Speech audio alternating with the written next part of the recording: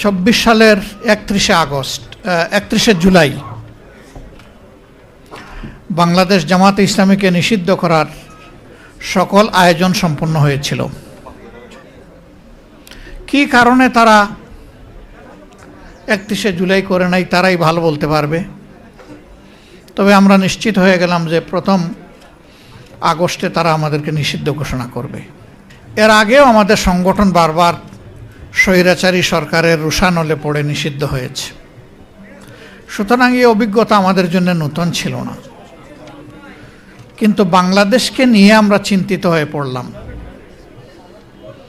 তাহলে কি আধিপত্যবাদের বিরুদ্ধে এই দেশে আর কোনো সংগঠন তার অস্তিত্ব টিকিয়ে রাখতে পারবে না? আমাদের একমাত্র দোষ ছিল আমরা আধিপত্যবাদ মেনে নেইনি। এবারও দেখবেন ভারতের তরুণরা রাস্তায় নেমেছে, ছাত্র রাস্তায় নেমেছে। সরকার বলে দিয়েছে এই আন্দোলন জামাতে ইসলামী উস্কায় দিয়েছে। আমাদের নিয়ে তাদের এত ভয় কেন? তাদের ভয়ের জায়গাটা এককালীন একজন প্রতিমন্ত্রী তিনি বলেছিলেন যে বাংলাদেশে এক এক করে সকল রাজনৈতিক দলকেই পকেটে ঢুকিয়ে ফেলেছে একটা দেশ, শুধু একটা দলকে পারে নাই, এই দলের নাম জামাত ইসলামী। তিনি কিন্তু তখন অন্য দলের নেতা ছিলেন, শীর্ষস্থানীয় নেতা। এই জায়গায় সমস্যা আমাদেরকে নিয়ে। এর আগেই আন্দোলনের প্রতি আমাদের পূর্ণ সমর্থন ছিল, কিন্তু এই দিন আমরা সিদ্ধান্ত নিলাম যে নাও ডু অর ডাই, হয় মরবো না হয় বাঁচার মতো বাঁচব। এই জন্যে কোনো দলের শীর্ষ নেতারা যখন বলেছেন এই আন্দোলনের সাথে আমাদের কোনো সম্পর্ক নাই, এটা ছাত্রদের আন্দোলন, একই দিনে বাংলাদেশের কণ্ঠস্বর হিসাবে জামাতে ইসলামের সেক্রেটারি জেনারেল দলের পক্ষ থেকে দায়িত্ব পেয়ে তিনি প্রেস কনফারেন্স করে বলেছেন যে আমরা জামাতে ইসলামীর সাথে সম্পৃক্ত সকলকে এবং দেশবাসীকে আজকে তরুণ সমাজের পাশে দাঁড়ানোর জন্য, ঝাঁপিয়ে পড়ার জন্য আমরা আহ্বান জানাচ্ছি। একই দিন দুইটা স্টেটমেন্ট এসেছিল। কিন্তু মহান আল্লাহর ইচ্ছা এবং সাহায্যে জনগণের এই আন্দোলন তরুণ সমাজের নেতৃত্বে যখন সফল হলো, তখন আল্লাহর কসম আজ পর্যন্ত এই আন্দোলনের কোনো কৃতিত্ব আমরা দাবি করি নাই। আমরা বলি নাই যে আমাদের এতজন শহীদ হয়েছে আমাদের দলের। আমরা বলি নাই যে আমাদের দলের কেউ এই আন্দোলনের মাস্টার মাইন্ড ছিলেন। আপনারা সবাই তার সাক্ষী। আমরা ৬ তারিখ থেকে বলি নাই যে আগামীকালকে নির্বাচন দিয়ে দেন। আমরা ২-৪টা আবেদন জানিয়েছিলাম। প্রথমত আমাদের দলীয় সহকর্মীদেরকে, কারণ এই দলটি বড় মজলুম দল ছিল, যেই দলের এক এক করে ১১ জন নেতাকে হত্যা করা হয়েছে ঠান্ডা মাথায়। ১,০০০ কর্মীকে হত্যা করা হয়েছে ঠান্ডা মাথায়। নারী, পুরুষ, শিশু, বৃদ্ধ, কোনো বাছ বিচার ছিল না। যেই দলের কর্মীদেরকে যেখানেই সামান্য কোনো চিহ্ন পাওয়া গেছে চাকরি থেকে বরখাস্ত, বাড়িঘর থেকে বিতাড়িত, ব্যবসা প্রতিষ্ঠানের দখল নিয়ে নিছে, সেই দলটা কি পরিমাণ কষ্টে ছিল এটা বুঝাই যায়। আমরা কারো সাথে তলে তলে রাতের বেলা আপোষ করি নাই, আর দিনের বেলা গিয়ে রাস্তায় নেমে চিৎকার দেই নাই, এবং আমরা স্বৈরাচারের পারমিশন নিয়েও রাস্তায় নামি নাই। ওই পারমিশনের তোয়াক্কাও আমরা করি নাই। আমাদের যেটুকু সামর্থ্য ছিল দফায় দফায় তাই নিয়ে স্বৈর শাসনের আমরা প্রতিবাদ করেছি। আমরা আহ্বান জানালাম যে এই দেশ আমাদের, আমরা দেশকে ভালোবাসি, আপনারা শান্ত থাকুন, ধৈর্য ধরুন, আইন শৃঙ্খলা ফিরিয়ে আনতে নিজেরা উদ্যোগী হন, এবং কারো উপর থেকে এখন কোনো প্রতিশোধ নেবেন না। তবে বিচার পাওয়ার অধিকার সবার আছে। আমরা বিচার চাই, কিন্তু প্রতিশোধ চাই না। আলহামদুলিল্লাহ, দুনিয়ার ইতিহাসে গত 100 বৎসরে একমাত্র গণ অভ্যুত্থান, গণবিপ্লব, যেখানে বিপ্লব বা অভ্যুত্থানের পরে কোনো মানুষকে মরতে হয় নাই, কারো দোকান ব্যবসা প্রতিষ্ঠান লুণ্ঠিত হয় নাই, কারো ঘর বাড়িতে আগুন জ্বালানো হয় নাই। এদেশের মানুষ দায়িত্বশীলতার পরিচয় দিয়েছে। কিন্তু দুর্ভাগ্যের বিষয়, 6 তারিখ থেকে একদল লোক চাঁদাবাজিতে ঝাঁপাইয়ে পড়ল। সব জায়গা থেকে আমাদের কাছে খবর আসলো। আমরা তাদের শীর্ষস্থানীয় 2 জন নেতাকে নিয়ে বসলাম। আমরা বললাম, শহীদদের রক্তের কসম, পঙ্গুদের পঙ্গুত্বের কসম, আল্লাহর দোহাই দিয়ে বলি এদেরকে আপনারা থামান। আমাদের কথা তাদের ভালো লাগে নাই।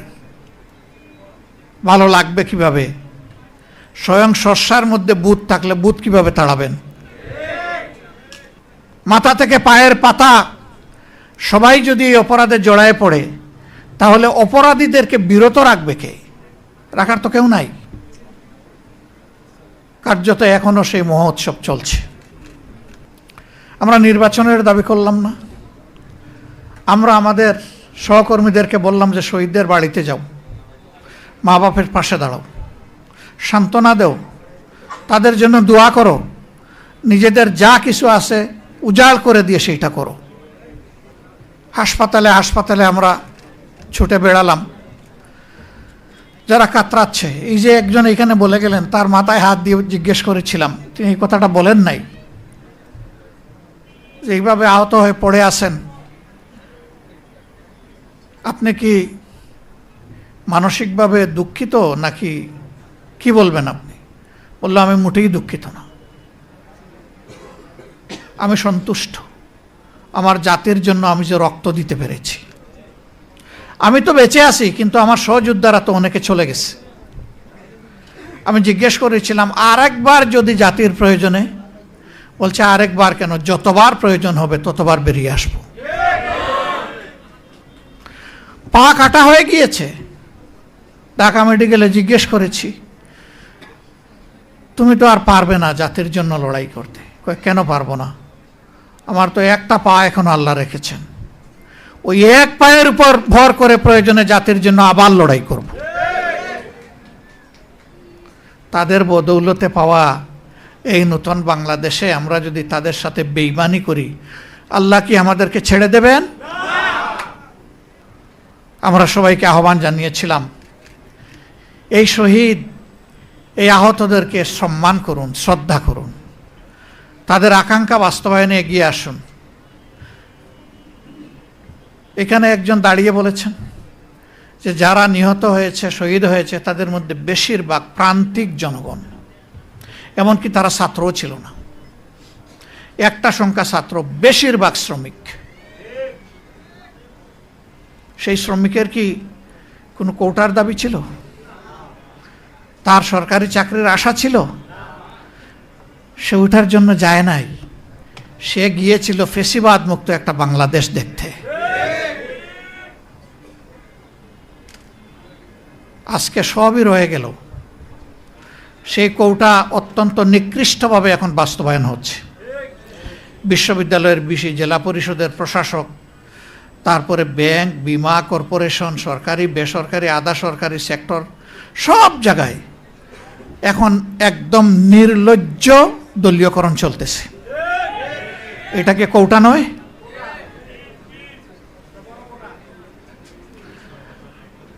এখানে যোগ্য লোকদেরকে, দেশপ্রেমিক লোকদেরকে সরিয়ে দেওয়া হচ্ছে।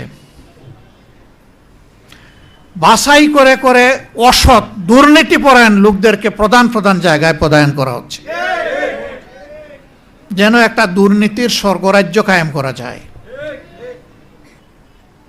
আমরা আজকে কি জবাব দিব এই শহীদ পরিবারের সদস্যদের কাছে?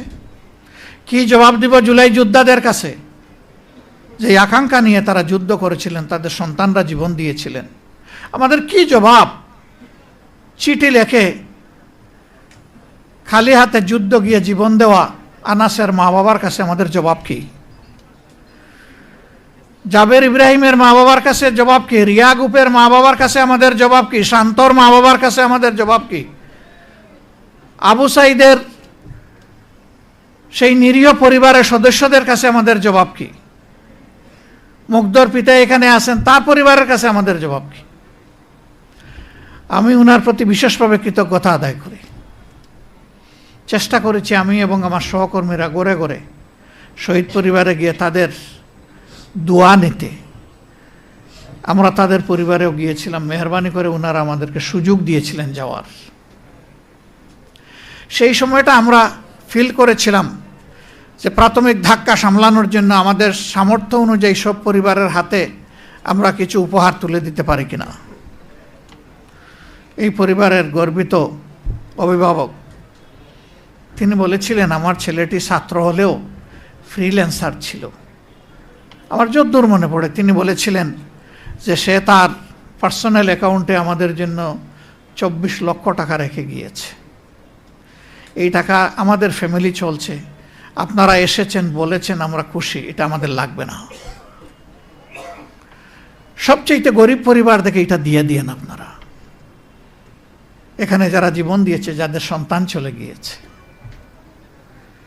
সেদিন তাদের প্রতি আমার রেসপেক্টের মাত্রা অন্য উচ্চতায় চলে গেছিল। আমি বলেছিলাম তার নামে ভালো কিছু করেন, বলছে ওইটাও তো সে রেখে গেছে।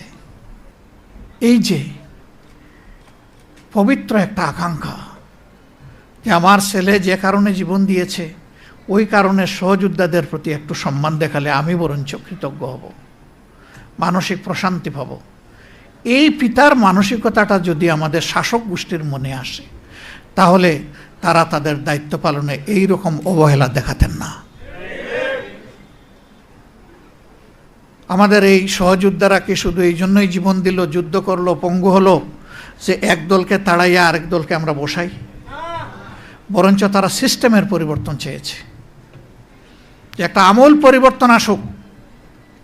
সেই সরকারের আমলে শিক্ষাঙ্গনগুলো ছিল সবচেয়ে খারাপ, গণরুম গেস্টরুম করে সেখানে টর্চার সেল গঠন করা হয়েছে, এমনকি মেয়েদের হলে পর্যন্ত। তো সেই অবস্থা থেকে আল্লাহ তাআলা আমাদেরকে নাজাত দিলেন। এখন মনে হচ্ছে আবার আমরা সেই একই অন্ধকার গলিতে ঢুকে যাচ্ছি। বাংলাদেশ জামাতে ইসলামী কি করবে? জামাতে ইসলামী কি সেই অন্ধকার গলিপথে হাঁটবে? ইনশাআল্লাহ না। আপনাদেরকে কথা দিচ্ছি, এই জুলাই বিপ্লব হওয়ার পর থেকে যতগুলা কথা বলেছি এই ব্যাপারে, ইনশাআল্লাহ আল্লাহ আমাদেরকে বাঁচিয়ে রাখলে তার সবটুকু আমরা পালন করব। আমাদের হাতে সব কিছু নেই, আমরা সরকারে যাইনি, কোনো আফসোস নেই, কিন্তু আমরা সংসদে তো আছি। সংসদে দেশবাসীর হয়ে, শহীদদের কণ্ঠ হয়ে আমরা চিৎকার করতে থাকবো ইনশাআল্লাহ। আমাদেরকে আপোষের অনেক প্রস্তাব দেওয়া হয়েছে, অনেক লোভ টোপ বিভিন্নভাবে দেওয়া হয়েছে, আমরা এ পর্যন্ত এগুলা ঘৃণা ভরে প্রত্যাখ্যান করেছি। আমরা বলেছি গণভোট আপনারা চাইলেন, আমরা চাইলাম, এখন আপনারা মানেন না, আমরা কিন্তু আমাদের জায়গায় আছি, আমরা এখান থেকে সরতে পারবো না। জনগণের সাথে আমরা বেঈমানি করতে পারবো না, আমরা করব না। আপনারা দোয়া করবেন আমাদের ওয়াদার উপর আমরা যেন টিকে থাকতে পারি, এবং ইনশাআল্লাহ আমরা আশাবাদী, আমরা আস্থাশীল, গণভোটের গণরায় এই বাংলার জমিনে বাস্তবায়ন হবে ইনশাআল্লাহ। আমরা ইস্যু ছাড়ব না। দ্বিতীয়ত, যারা জীবন দিল, প্রতিশোধ চাই না, কিন্তু বিচারটা কি পাবো না? শুধু কারো বাবার বিচার, নিজের বিচার, মায়ের বিচার, বোনের বিচার, ভাইয়ের বিচার হবে, আর এই দেশের নিরীহ জনগণ শহীদ হয়েছে তাদের হত্যাকারীদের বিচার হবে না? সেই বিচারও ইনশাআল্লাহ এই বাংলার মাটিতে হবে। কোনো বিচার 50 বছর পরে হয়েছে এই দেশে, কোনোটা হয়েছে 21 বছর পরে। আমরা কথা দিচ্ছি এই বিচারও ইনশাআল্লাহ জয় দিন, জয় মাস, জয় বৎসর পরে হবে হবে হবে ইনশাআল্লাহ। আমরা এটাও ছেড়ে দিব না, এই দাবি আমরা ছেড়ে দেব না। আমরা ছেড়ে দেওয়ার কেউ নই, আমরা ওয়াদাবদ্ধ, এই ওয়াদা আমাদেরকে বাস্তবায়ন করতে হবে। আমরা সরকারের কাছে খোলা মনে আহ্বান জানাবো, ভুলভ্রান্তি মানুষের হয়, দলের হয়, সরকারের হয়, বিরোধী দলের হয়, সবার হইতে পারে। আমরা মনে করি সুস্পষ্টভাবে আপনারা জাতির সাথে দেওয়া কথা লঙ্ঘন করেছেন, আপনারা জাতির সাথে বিশ্বাস রক্ষা করেন নাই, আপনারা বিশ্বাসঘাতকতা করেছেন। আপনারা ফিরে আসেন, এই দাবি মেনে নেন, দানাই পানাই বাদ দেন, এইটা ওইটা ডানে বামে চলা বাদ দিয়ে সোজা চলেন। জাতি কঠিন সংকটে আপনাদের পাশে থেকে এই দেশকে গড়বে ইনশাল্লাহ, কারণ আমরা আমাদের দেশকে ভালোবাসি। আরেকটা কথা আমরা বলে দিচ্ছি, আমাদেরকে বিভিন্ন ভয়ভীতি দেখানো হচ্ছে, আপনাদেরকেও দেখানো হচ্ছে। আল্লাহর কসম, আল্লাহ ছাড়া কাউকে ভয় করি না। কেন ভয় করব? ফাঁসির তক্তার উপরে তো আমাদের নেতৃবৃন্দ দাঁড়িয়ে বলেছেন, সাবধান, অন্যায়ের কাছে মাথা নত করা যাবে না। আমরা ওই জায়গায় দাঁড়িয়ে আছি। আমরা মনে করি যে আমরা প্রতি মুহূর্ত ফাঁসির তক্তার উপরেই আছি, কিন্তু আমরা কারো কাছে মাথা নত করব না ইনশাআল্লাহ। আমাদেরকে যাই করা হোক, যাই বলা হোক, আখের মনে রাখবেন যে সমস্ত শক্তি এবং কুওয়াতের মালিক হচ্ছেন আল্লাহ রাব্বুল আলামিন। এখানে একজন জুলাই যোদ্ধা, তিনি বলে গেছেন কোরআনের একটি আয়াত, কাম মিন ফিয়াতিন কালিলাতিন গালাবাত ফিয়াতান কাসীরাতান বিইজনিল্লাহ। বড়ত্বের দম্বে, অহংকারে কেউ যেন ফেটে না পড়েন। আল্লাহর কাছে এটার 2 পয়সার কোনো মূল্য নেই। আল্লাহ চাইলে বিশাল বাহিনীর উপর ক্ষুদ্র বাহিনীকে বিজয় দিয়েছেন, বারবার দিয়েছেন ইতিহাসে। সে বিজয় তো আমরা দেখেছি। আমাদের সন্তানরা হাতের মধ্যে একটা দা কিরিস নিয়েও রাস্তায় নামে নাই। ইমানের অস্ত্র বুকে ধারণ করে, আল্লাহর উপর ভরসা করে, দেশপ্রেম, মানব প্রেমে উদ্বুদ্ধ হয়ে তারা খালি হাতে মোকাবেলা করেছে। সমস্ত অস্ত্র, গোলা বারুদ সব কিছু সেদিন বুথা হয়ে গিয়েছিল। এটি বিশ্বের ইতিহাসে আনপ্রেসিডেন্টেড, এটার কোনো তুলনা নাই। এই দেশের মানুষকে, যুব সমাজকে মেহরবানি করে ভয় দেখাবেন না। জুলাই যোদ্ধাদের উপর আক্রমণ হচ্ছে বিভিন্ন জায়গায়, আমাদের উপর আক্রমণ হচ্ছে। দোষ আমাদের একটাই, যে আমরা অন্যায়ের বিরুদ্ধে কথা বলতেছি। আক্রমণ করেন, অসুবিধা নাই। করতে করতে কে কোথায় যে পালায় আর ডুবে আল্লাহ তাআলা ভালো জানে। কিন্তু আমরা যা বলার জাতির অধিকারের জন্য আমরা বলেই যাব, আমাদের মুখ কেউ বন্ধ করতে পারবে না। আমি আপনাদের কাছে প্রিয় সংগঠনের পক্ষ থেকে গভীর কৃতজ্ঞতা জ্ঞাপন করছি। শহীদ পরিবারের যারা এসেছেন, জুলাই যোদ্ধা যারা এসেছেন, সম্মানিত অতিথিবৃন্দ আমাদের দাওয়াত কবুল করে এসেছেন, আল্লাহ তাআলা আপনাদেরকে উচ্চ মর্যাদা দান করুন। আমাদের প্রিয় শহীদদেরকে আল্লাহ তাআলা মুহাক্কিক শহীদদের তালিকায় অন্তর্ভুক্ত করুন। তাদের পরিবারকে আল্লাহ তাআলা ধৈর্য ধরার তৌফিক দান করুন। সারা বাংলাদেশে আল্লাহ তাআলা গড়ে গড়ে সেই রকম বীর তৈরি করে দিন। বীরদের আকাঙ্ক্ষা পয়দা হলে এই জাতি হবে বীরের জাতি, আর বীরদের আকাঙ্ক্ষা পদদলিত হলে এই জাতি হবে গুলামের জাতি। আমরা গুলাম হয়ে একদিনও বাঁচতে চাই না, গুলাম হয়ে 1 বছর 1 যুগ বাঁচতে চাই না, বরঞ্চ আমরা বীর হয়ে 1 সেকেন্ড বাঁচতে চাই।